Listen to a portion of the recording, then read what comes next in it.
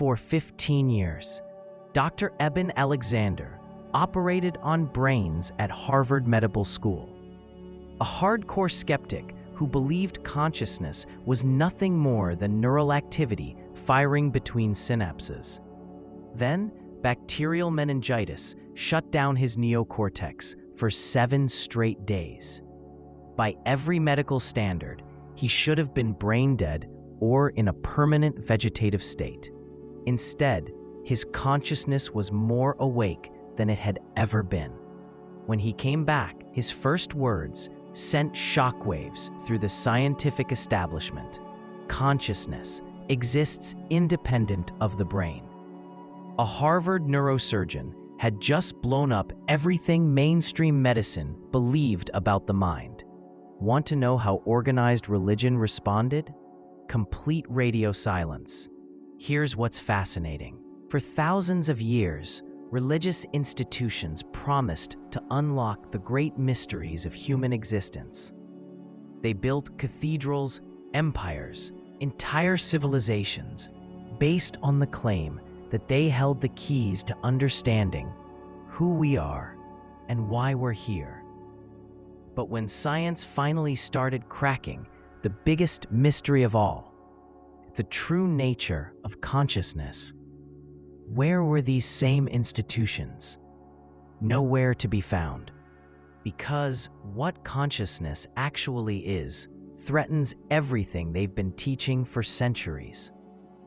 While quantum physicists discover that the observer collapses reality, while neuroscientists map consciousness states that transcend the physical brain, while researchers document experiences that shatter our understanding of life and death, organized religion keeps recycling the same answers from 2,000 years ago. Have faith, don't question, accept the mystery. But here's the thing, the mystery isn't mysterious anymore. And maybe that's exactly why they prefer the silence.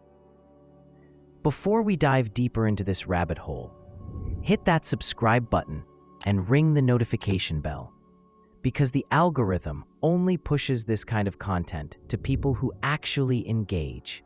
And trust me, what we're about to uncover could completely reshape how you think about spirituality, religion, and most importantly, who you really are. The question isn't whether you have a soul. The question is discovering that you might be far more powerful than any religion ever dared to imagine. Maybe you grew up hearing you had an immortal soul, that after death, this soul would head to heaven or hell, depending on how well you followed the rules laid down by some specific institution.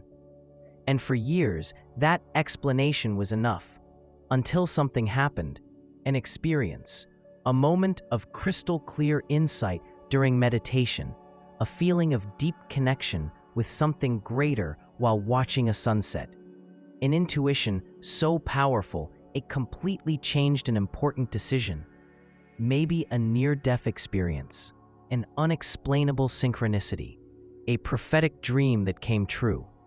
You rushed to your religious community looking for answers. And what did you hear? Those are God's mysteries.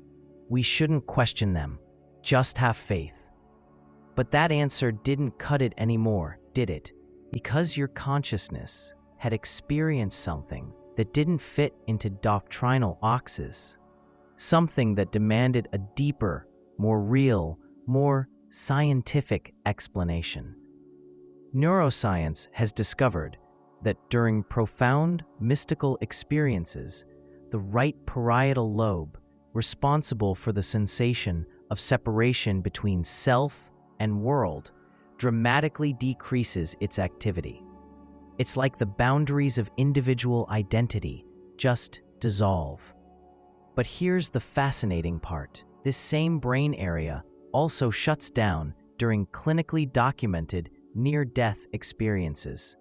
Dr. Pim van Lommel, a Dutch cardiologist, spent 2 decades studying over 300 near-death experience cases in hospitals. His study, published in the prestigious medical journal The Lancet, documented patients who described precise details of medical procedures while their brains showed no measurable electrical activity whatsoever.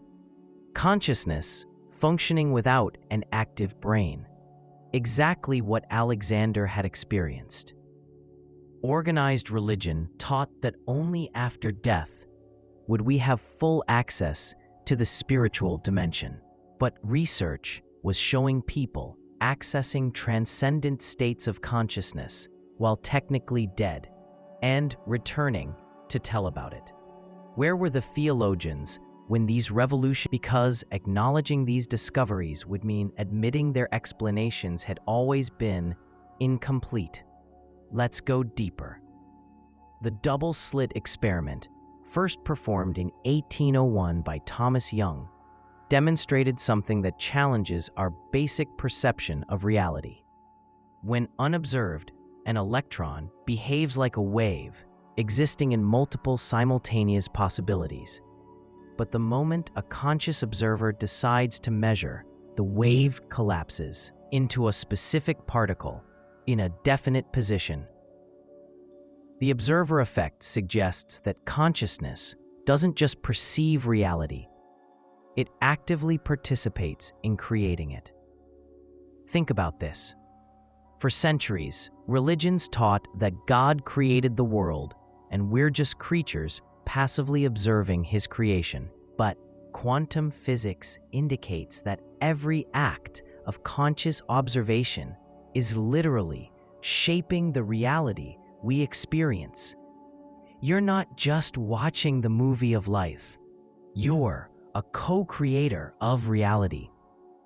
This scientific discovery echoes concepts that ancient mystical traditions knew for millennia, but that organized religions deliberately ignored or suppressed, because recognizing the creative power of individual consciousness would threaten the hierarchical structure that keeps these institutions in control. Dr. Stuart Hameroff, an anesthesiologist at the University of Arizona, and Sir Roger Penrose, a mathematical physicist from Oxford, proposed that consciousness emerges from quantum processing in neural microtubules. Their orchestrated objective reduction theory suggests that our minds operate through quantum principles: superposition, entanglement, coherence. In practical terms, your consciousness functions like a biological quantum computer, processing multiple realities simultaneously until collapsing into a specific experience through the act of observation. You know what this means? Those moments of deep insight, those intuitions that seem to come out of nowhere. That feeling of knowing something without having learned it. Maybe it's your consciousness accessing information from the quantum field. But no mainstream religion teaches specific techniques for developing this natural capacity of consciousness. Why? Because a person who knows how to directly access the universal information field doesn't need institutional intermediaries. The pineal gland, a small structure in the center of the brain, produces DMT, the same substance found in visionary plants used for millennia in shamanic traditions. Researchers like Dr. Rick Strassman have discovered that elevated levels of endogenous DMT are associated with profound mystical experiences, spiritual visions, and the sensation of direct contact with higher dimensions of consciousness. René Descartes called the pineal the seat of the soul. Eastern traditions know it as the third eye. But how many Western religions teach specific practices for activating this natural biological antenna? Almost none, because a person with an activated pineal has direct access to spiritual experience. They don't need sermons, external rituals, or clerical approval.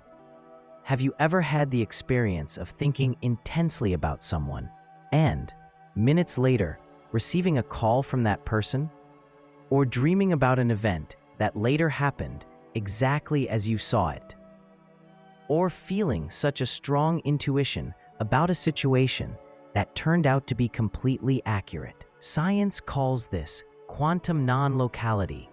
Particles that were once connected remain entangled regardless of the distance separating them. When something affects one particle, its entangled partner responds instantly, even if they're on opposite sides of the universe. If our consciousness operates through quantum principles, then our minds might also be entangled in what physicists call the unified quantum field. This would explain phenomena like telepathy, precognition, intuition, experiences people have reported for millennia, but that organized religions label as special gifts granted only to chosen saints or prophets. But maybe these abilities are natural to human consciousness. Maybe we just need to learn how to access them. Dr. Dean Radin, a researcher at the Institute of Noetic Sciences, has conducted rigorously controlled experiments demonstrating that ordinary people can influence quantum systems through focused intention. His studies show that here's the crucial difference that religious institutions never wanted you to figure out. They teach that you need a middleman, priest, pastor, rabbi, to access the sacred. But neuroscience reveals that your brain was designed as a biological antenna capable of tuning directly into elevated states of consciousness. Dr. Andrew Newberg, a neuroscientist at the University of Pennsylvania, scanned the brains of Tibetan monks during deep meditation. He discovered that during mystical states, the posterior parietal area, responsible for the sensation of separation between self and world, virtually disappeared from neural activity. The monks no longer felt where their bodies ended and the universe began. This wasn't illusion. This was pure neurophysiology. But notice something interesting. These monks developed this ability through specific techniques: conscious breathing, directed visualization, chanting at particular frequencies, techniques that amplify pineal gland activity and synchronize brain waves in specific patterns. No organized religion teaches these techniques systematically. Why? Because a person who can access mystical states directly no longer depends on institutional structure for spiritual experiences. Neuroplasticity, the brain's ability to reshape itself based on experiences, shows that you can literally sculpt your brain for elevated states of consciousness.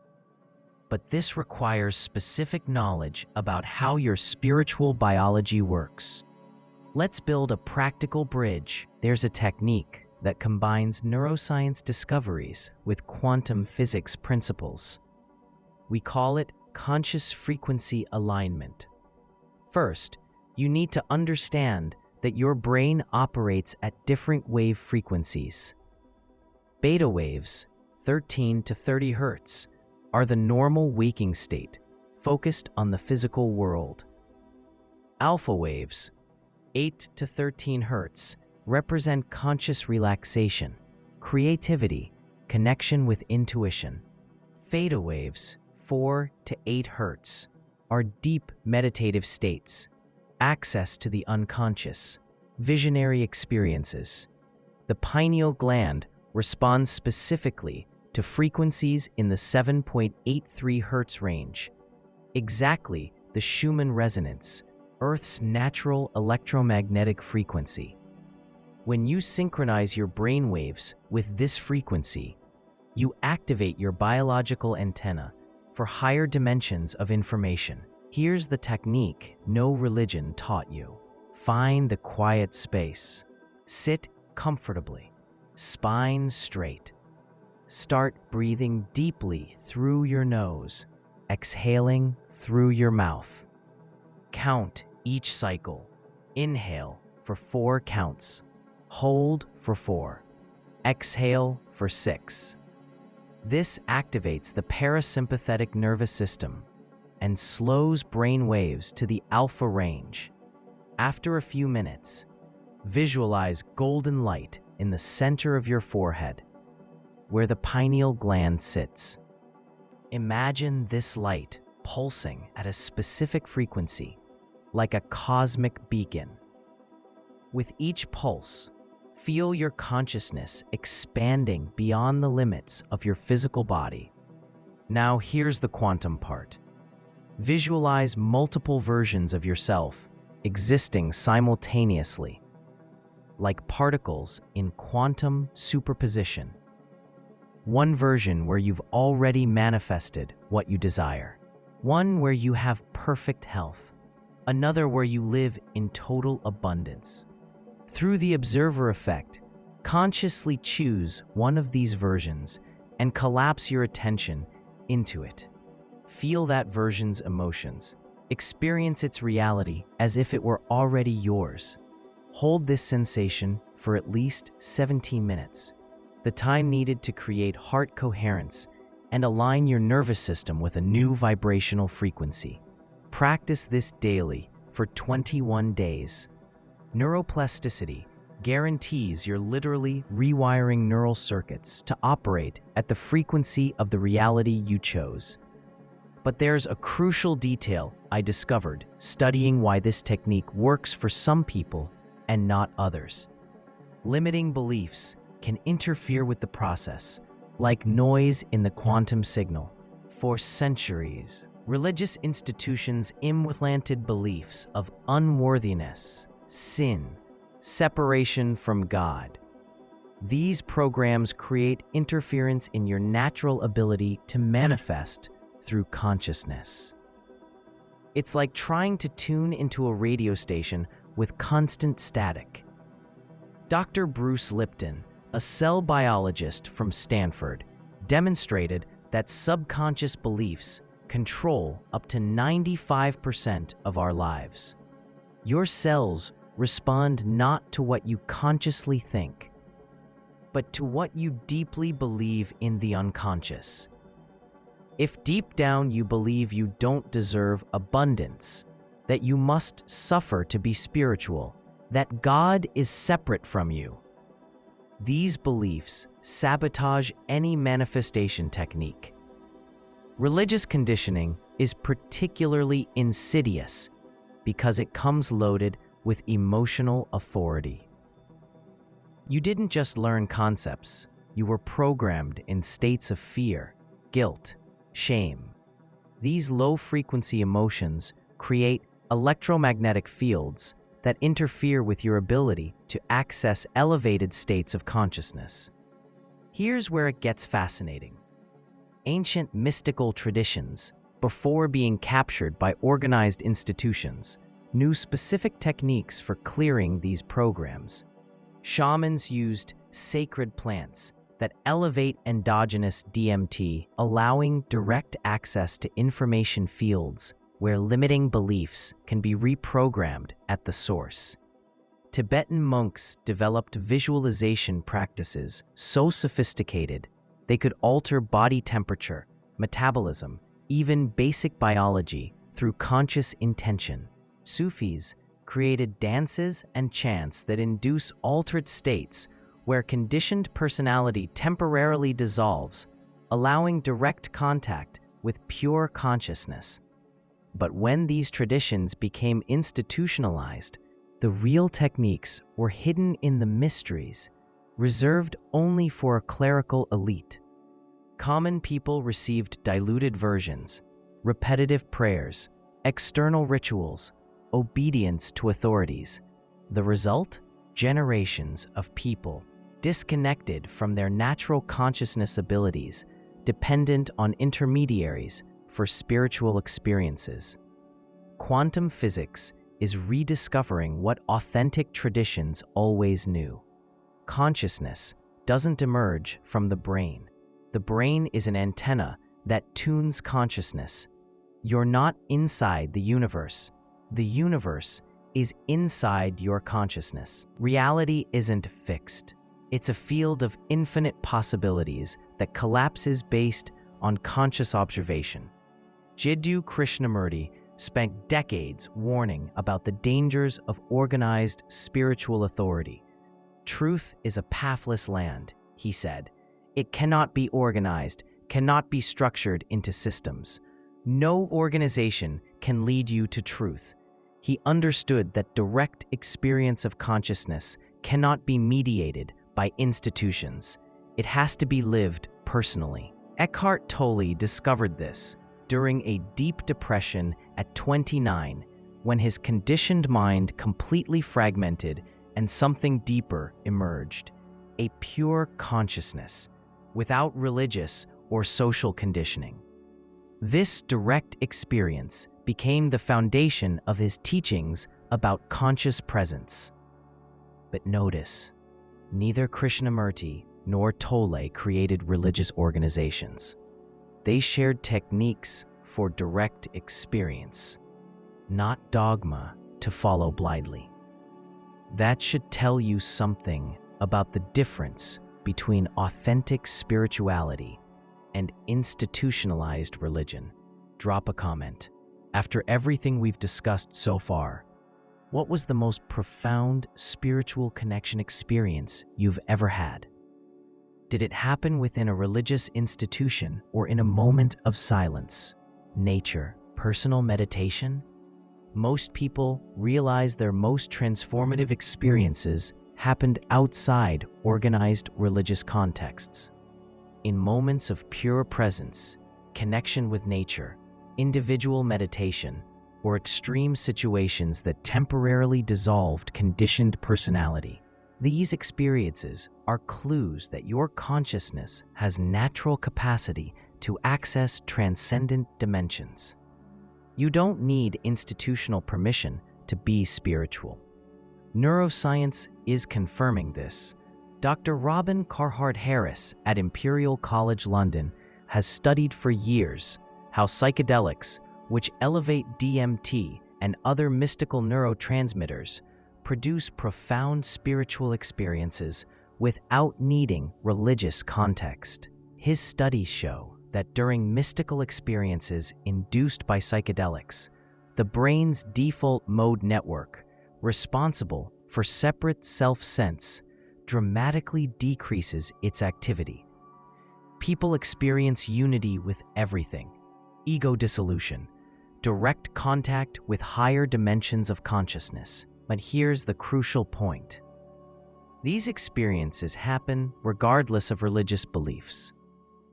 Atheists, agnostics, people from different religious traditions, all report similar experiences of transcendent connection. This suggests that mystical capacity is a function of human biology, not specific religious belief. Your pineal gland produces DMT naturally. Your neural circuits are capable of accessing non-ordinary states of consciousness. Your brain can be trained to operate at frequencies that tune into higher dimensions of information. You were born with complete equipment for direct spiritual experience. The only thing that can block this natural capacity are programs that convince you that you're not worthy, capable, or authorized to access the sacred without intermediaries. Maybe it's time to question not just what they taught you about God, but also about your own spiritual capabilities. Because the real heresy, from an institutional perspective, isn't denying God. It's discovering that you always had direct access to the divine and never needed anyone to intermediate that connection. American spirituality is increasingly moving away from organized religion toward direct experience. People are waking up to the fact that consciousness research validates what mystics always knew. The kingdom of heaven is within, and you don't need anyone's permission to access it. The question isn't whether God exists. The question is whether you're ready to discover that you might be far more connected to the source than any institution ever told you. But there's something even deeper about consciousness most people never discover. It goes beyond manifestation, beyond mystical experiences, beyond even what we've talked about with quantum physics and neuroscience. There's a phenomenon few researchers dare to openly study, a realm where science meets mysteries that challenge our most basic assumptions about time, space, and identity. I'm talking about something that might explain why some people seem to wake up to entirely different realities overnight, while others stay stuck in the same patterns for decades. It's not just about raising your vibration or activating the pineal gland. It's about realizing you might not be who you think you are, and the reality you experience could be just one of infinite possibilities available to your consciousness. Scientists are finding evidence that what we call self, our identity, could be far more fluid than we imagine. That versions of you operate on different frequencies of reality. And under certain specific conditions, it's possible to access and even switch between these different versions of yourself. This might explain phenomena that neither science nor religion fully understands. Sudden personality shifts. People who wake up one day with abilities they never had. Memories of events that never happened. Feelings that you've lived this life before, but in a slightly different way. If this piques your curiosity, the next video up on your screen will take you deeper into these discoveries that are redefining our understanding of who we are and how many realities we can consciously access.